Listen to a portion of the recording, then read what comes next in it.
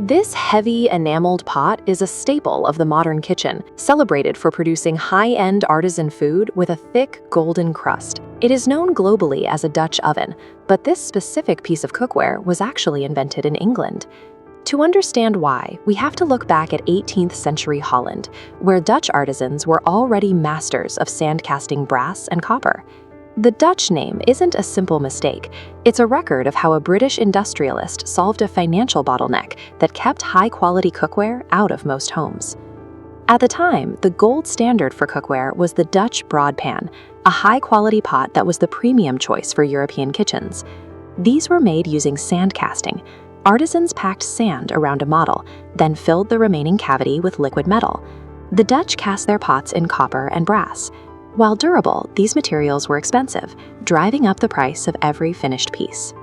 This cost meant that long-lasting, reliable cookware was a luxury available only to the wealthy elite.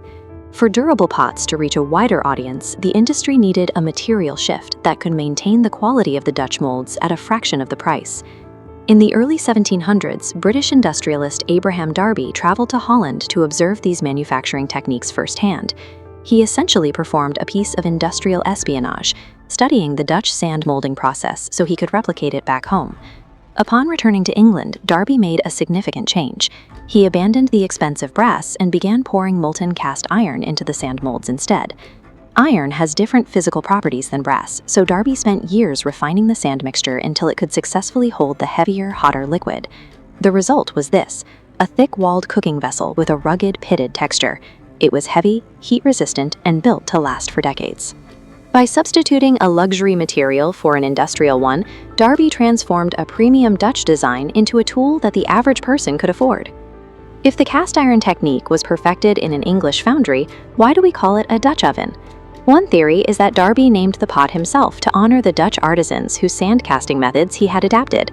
Another possibility is that the name came from the Dutch merchants who were the primary global distributors of the pots at the time. Regardless of the exact reason, the Dutch label stuck, and the English origin of the iron casting process was largely forgotten by the general public.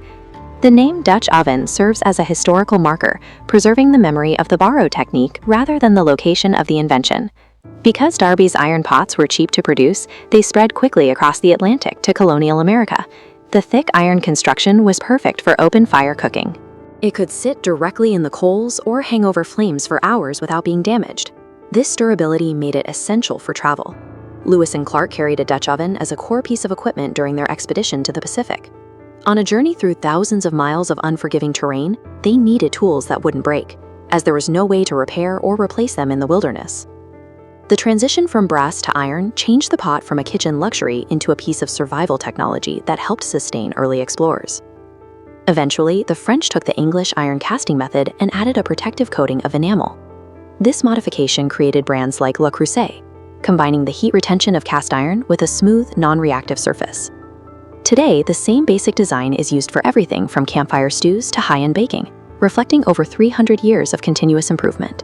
The Dutch oven is the result of a global collaboration, shaped by Dutch molds, optimized with English iron, tested on the American frontier, and refined by French design.